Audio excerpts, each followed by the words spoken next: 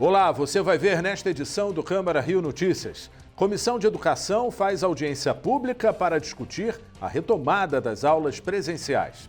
Projeto do vereador Marcos Paulo prevê mais facilidades para quem tem animais domésticos. O objetivo é permitir que em condomínios que não exista passagem de serviço, entrada de serviço, que o morador não seja constrangido pelo síndico ou pelos porteiros e tenha o direito de entrar e sair com os seus animais pela entrada principal. 22 de agosto é o Dia do Folclore Brasileiro. Saci Pererê, Bumba Meu Boi, Mula Sem Cabeça. Esses são alguns dos personagens de lendas do folclore brasileiro. Em meio à pandemia, essa cultura popular sobrevive utilizando as novas tecnologias para continuar demonstrando toda a sua tradição dentro e fora do país. Não saia daí, a gente volta já.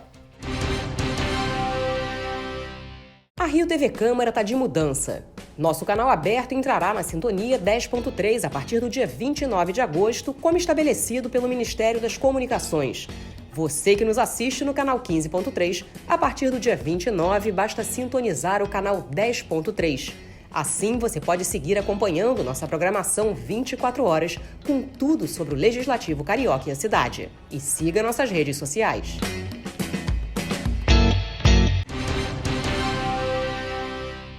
A gente começa essa edição do Câmara Rio Notícias exibindo uma matéria sobre a audiência pública promovida pela Comissão de Educação. O tema foi a retomada das aulas presenciais. A Secretaria de Educação é responsável pelo segundo maior orçamento da Prefeitura, com cerca de 6,8 bilhões de reais. A rede municipal de ensino é a maior da América Latina. São mais de 1.500 unidades escolares, com cerca de 641 mil alunos. O objetivo da audiência era discutir com representantes da educação, da saúde, dos órgãos públicos e com a sociedade civil a retomada das aulas e a reabertura das escolas. Mais uma vez, a secretária municipal de educação, Thalma Suane, não compareceu à audiência pública para prestar esclarecimentos sobre uma possível volta às aulas da rede municipal de ensino. A representante da educação, Heloísa Braz, exibiu um vídeo com as principais propostas para uma possível retomada das aulas, atendendo às determinações da vigilância sanitária. Heloísa Braz voltou a afirmar que não há uma data prevista para a volta às aulas. O comitê científico apresenta esses indicadores que são públicos e são eles que nos embasam em qualquer ação que a SME vem tomando. Não há previsão de data para retorno das aulas presenciais. E quando nós dizemos isso, nós queremos ratificar que nós não temos data de fato. A reativação de contratos de limpeza, a aquisição de material para as coordenadorias, o levantamento para a adequação das escolas, a recuperação de unidades escolares iniciadas antes da pandemia, o processo de compras de EPIs, como, por exemplo, a aquisição de máscaras para alunos e profissionais da educação, são alguns dos procedimentos que estão em andamento. Ainda segundo a representante da Secretaria de Educação, o maior desafio da pasta nesse momento é o acolhimento, o uso das novas tecnologias e a capacitação dos profissionais da educação. Os EPIs estão chegando, há um número grande de materiais que nós estamos entregando nas escolas, sim, inclusive material didático pedagógico para chegar a essas famílias, para que essas crianças não fiquem distantes da parte pedagógica, mesmo aquelas que não estão nos anos de terminalidade. Nós não paramos em momento algum. Flávio Graça, representante da Vigilância Sanitária, também exibiu um vídeo com indicadores recentes de casos da Covid no município.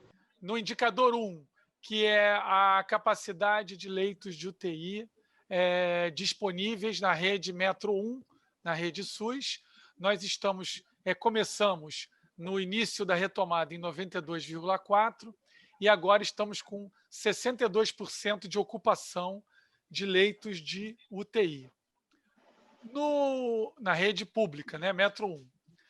No indicador 2, que é o de ocupação de leitos privados, esses estão com 75% de ocupação, mas lembrando que eles levam em consideração todos os leitos da rede privada. Para Jorge Darzi, subsecretário da Saúde, é preciso discutir soluções para a volta às aulas no município com a presença de representantes dos governos estadual e federal. Não é possível admitir a possibilidade que a Secretaria Municipal de Saúde sozinha possa dar conta de todo o atendimento necessário da nossa população em todos os níveis. Nós sabemos que as regras do Sistema Único de Saúde estabelecem a responsabilidade maior para a esfera do município, aquilo que representa a urgência, a emergência e a atenção básica. Isso nós temos feito.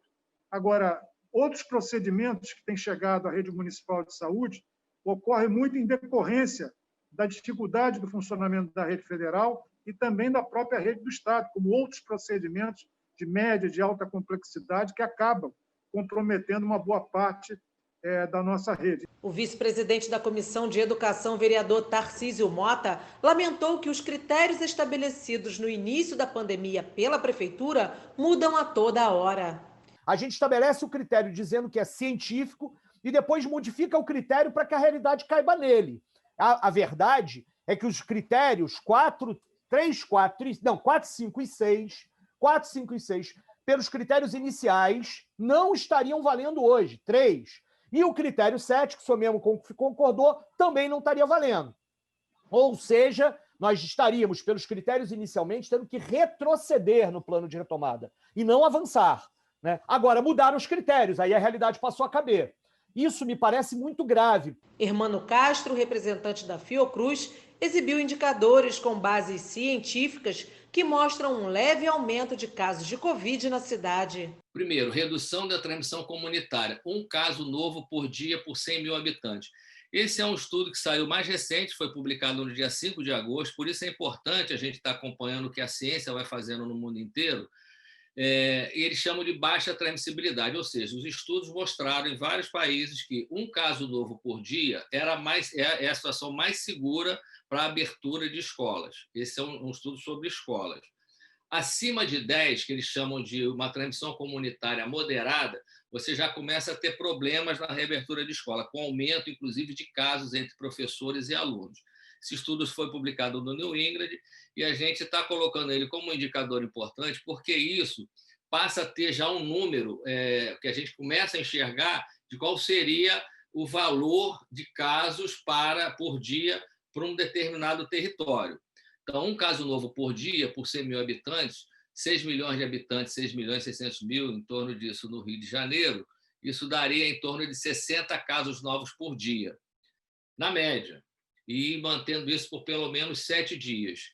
Como a gente viu aqui, nós hoje estamos com 545 casos novos, na média, e muito longe dos 60 casos novos por dia por 100 mil habitantes na cidade do Rio de Janeiro. O presidente da Comissão de Educação, vereador professor Célio Luparelli, agradeceu a contribuição de todos na audiência. Nós queremos aqui registrar, ao encerrar essa sessão, essa audiência, agradecimento à doutora Patrícia Gutmann, à professora Regiane, ao doutor Flávio Graça, ao Israel, à professora Heloísa e aos vereadores que até agora continuam aí na luta. Tarcísio, Renato Cinco, Luciana Novaes e Babá. E a todos os presentes que abrilhantaram de modo realmente espetacular esse debate que continua. O debate continua, Babá. Vamos continuar debatendo. Falta apenas a sanção do Executivo para a cidade do Rio de Janeiro ganhar uma lei que vai facilitar a vida de quem tem animais e mora em prédios. O projeto do vereador Doutor Marcos Paulo, aprovado em segunda votação na Câmara de Vereadores do Rio, permite que os moradores usem a entrada principal para circular com animais. O repórter Renato Chapô conversou com o parlamentar.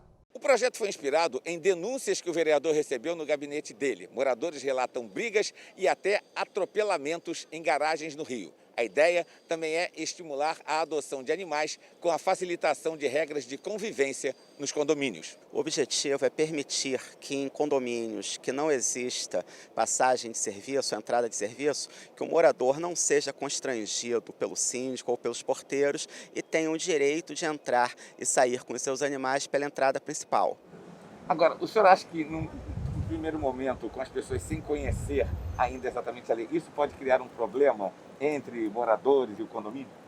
Eu penso que essa lei é importante porque vai pacificar e vai melhorar a convivência entre os moradores que têm animal e os que não têm, e entre a administração do condomínio e aqueles moradores que se sentiam prejudicados no sentido de não poderem entrar com seus animais e às vezes tinham que entrar com o animal no colo, e são pessoas às vezes idosas, têm deficiência física, têm dificuldade porque têm animais que pesam 30, 40 quilos, e muitas pessoas evitavam de adotar animal porque nos seus condomínios não tinha entrada de serviço e não contribuía com a adoção, e a gente sabe que o número de animais na nossa cidade, infelizmente, é muito grande, muito animal abandonado, e nesse período de pandemia a gente teve um incremento no abandono. Então essa lei vem realmente para favorecer, facilitar a adoção, principalmente em condomínios onde tinha vedação da entrada dos moradores que queriam adotar um animal. O que lhe motivou a fazer essa lei? Houve muitas reclamações para o senhor, para o seu gabinete? Sim, eu recebi muitas denúncias, muitas queixas de administrações, de síndicos que estavam constrangendo os moradores nesse sentido. Então eu vi que era necessário realmente regulamentar, porque é importante a convivência pacífica do animal com os moradores. E essa lei veio de encontro à necessidade da gente poder facilitar a vida desses moradores e facilitar também a adoção de animais. A partir do momento que aquele morador não será mais constrangido pela administração por ter que entrar com o animal, a gente favorece o convívio e acaba estimulando, de certa forma, a adoção dos animais abandonados nas ruas do Rio. A partir de agora, as pessoas podem entrar pela porta da frente, mas podem também usar a garagem, se quiserem. Bom, o que a gente coloca na lei é que se o condomínio, o prédio, não tiver entrada de serviço, o morador não é obrigado a entrar pela garagem, porque algumas questões que aconteciam eram moradores sendo atropelados ou correndo risco de atropelamento porque tem um motociclista ou tem um motorista de carro que entrava em alta velocidade, ou às vezes a garagem é um local escuro, é um local deserto, mal sinalizado. Então, se não existir no prédio uma entrada de serviço, o morador tem o direito de entrar pela entrada principal, pela entrada social, e ele não é obrigado, como era antigamente, a ter que entrar pela garagem, porque não poderia entrar pela entrada principal. O senhor citou casos de atropelamento. Todos os casos graves, o senhor teve conhecimento disso? Recebi no meu gabinete uma senhora que teve o seu animal atropelado.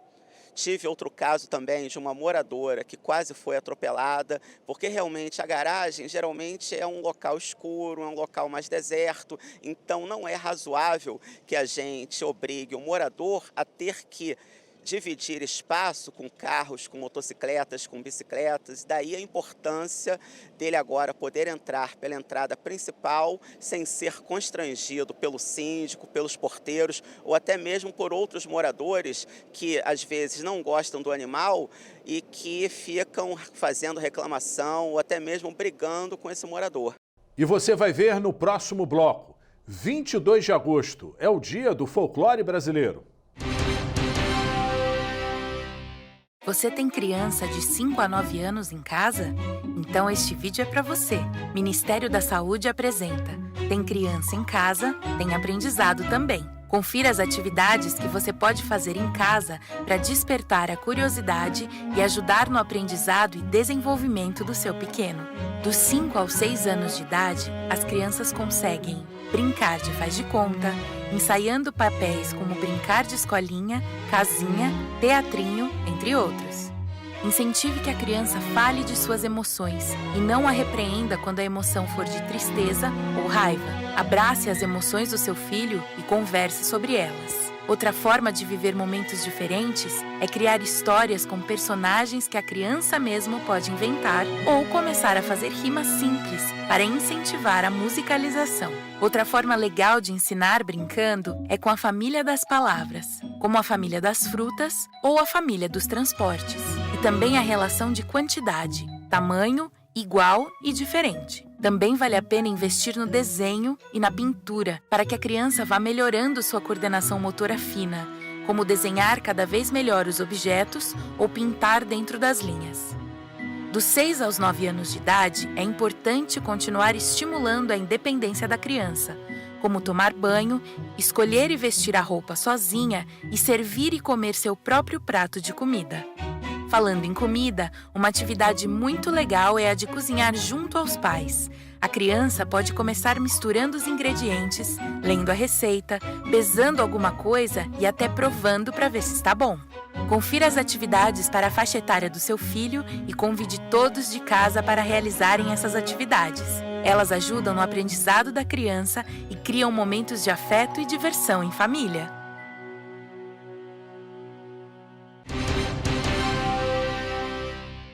O setor de restaurante e bares foi um dos mais atingidos pela pandemia da Covid-19. De acordo com o sindicato da categoria, provavelmente 1/3 dos estabelecimentos deve fechar até o final do ano. Eu conversei com Fernando Blauer, presidente do sindicato. O setor de restaurante e bares foi um dos mais atingidos pela pandemia da Covid-19.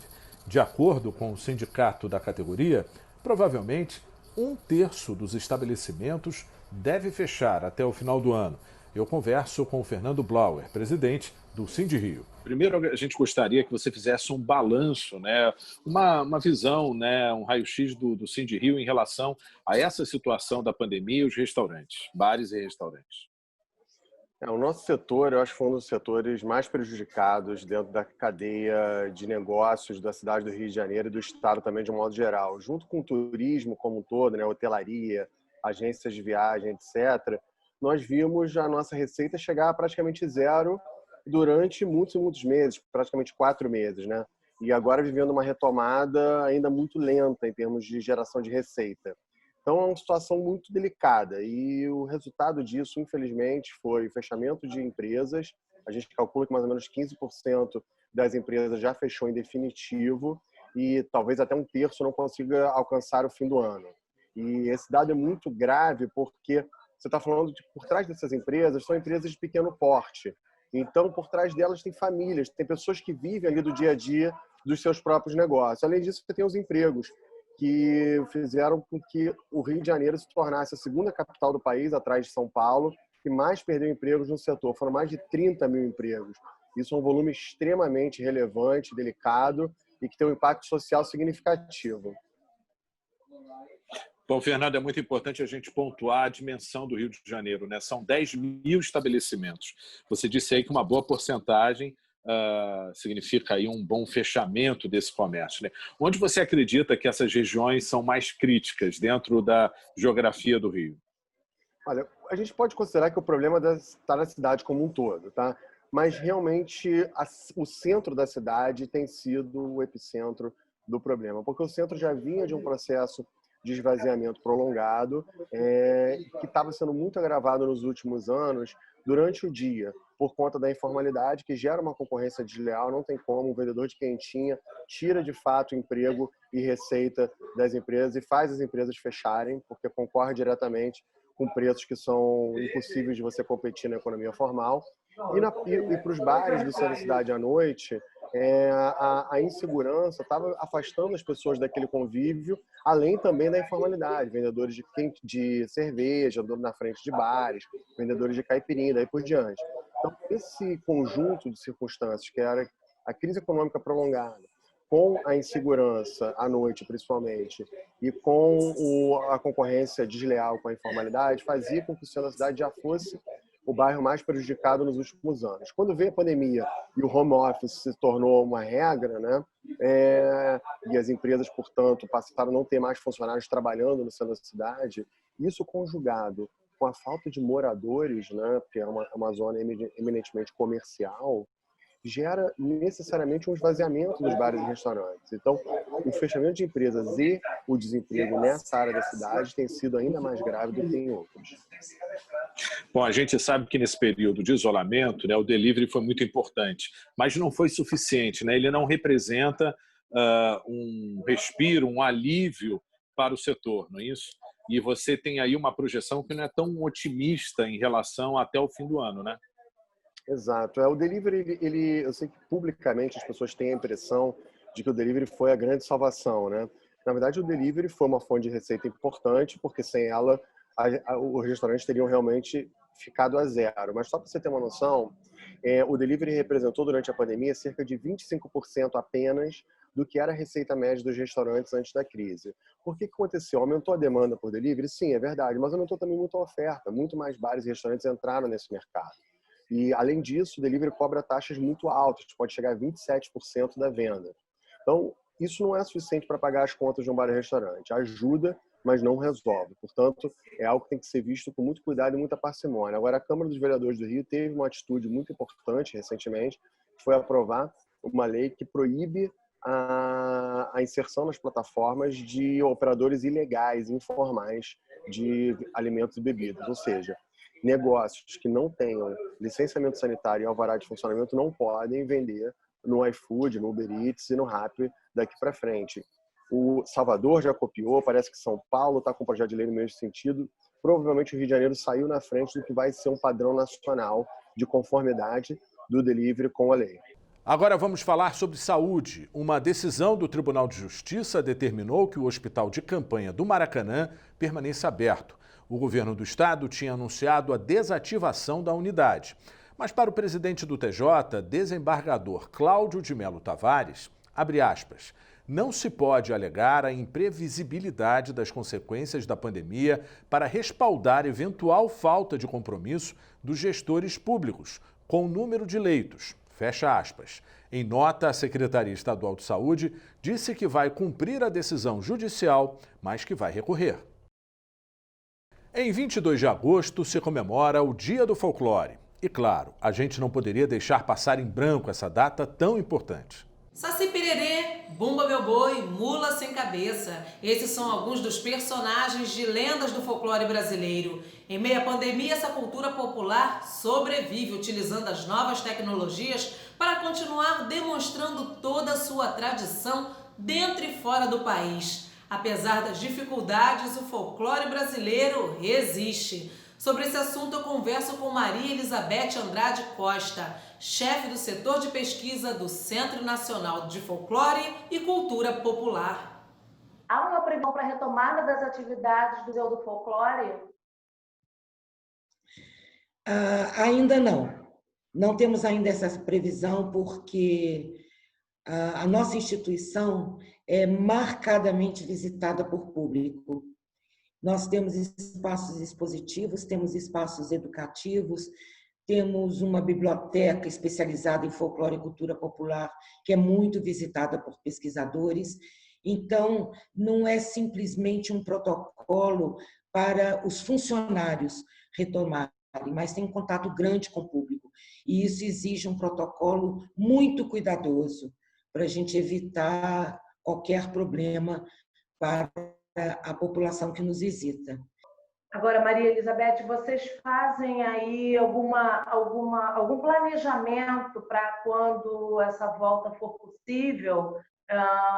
Porque eu imagino que vocês trabalhem com um calendário, esse calendário foi interrompido, né? Talvez, eu sei que a exposição é permanente, mas talvez alguma atividade extra, alguma coisa, vocês têm isso programado para a volta ou ainda não? Ainda é cedo? Não, a gente pensa sobre isso sem parar. A exposição de longa duração, por exemplo, que está lá e ela vai continuar durante algum tempo. Nós temos uma exposição temporária que abrimos um pouquinho antes da decretação da quarentena sobre estilogravura, que é um bem associado à literatura de cordel, patrimônio do Brasil. E, infelizmente, ela ficou aberta 10, 15 dias e já tivemos que fechar por conta do fechamento dos espaços expositivos. Estamos tentando ver se a gente consegue virtualizar essa exposição para poder oferecer ao público pelo menos uma visita virtual. Temos uma exposição também da Sala do Artista Popular, que ela costuma ter uma duração de 40 dias. A gente realiza de 6 a 8 exposições desse gênero e quando elas são inauguradas a gente traz os artesãos para terem contato com o público, o catálogo mostra o modo de fazer, quem são os principais mestres. É um programa que já existe na casa há 36 anos. Isso é o que mais nós lamentamos. Mas, de qualquer maneira, o que a gente está pensando em oferecer a este público das comunidades artesanais para ajudar nessa pandemia, ao invés de fazer essas 6 exposições anuais, que se tornam impossível, até porque não tem pesquisa de campo, você não pode ir a campo para fazer um trabalho etnográfico com eles, estamos planejando uma mostra retrospectiva para o final do ano, isso com a grande esperança de que até dezembro essa visitação pública já tenha sido solucionada. Então, vamos fazer essa mostra com 120 comunidades artesanais que já participaram do programa, que a gente tem contato, que manda peças para comercialização, para tudo isso. Eu espero que final de novembro, início de dezembro, a gente já possa fazer essa mostra retrospectiva, até porque, com a proximidade do Natal, quem sabe a gente consegue que eles vendam um pouco, porque são artistas e artesãos que estão com seus canais de venda totalmente bloqueados. Sem feiras, sem pontos de venda local, pontos de venda interestaduais. Então, a perda de recursos para ele é muito significativa. E o Câmara Rio Notícias de hoje fica por aqui. Acompanhe a nossa programação nas redes sociais. A Rio TV Câmara está no YouTube, no Facebook, no Instagram e também no Twitter. Obrigado pela companhia. Até a próxima.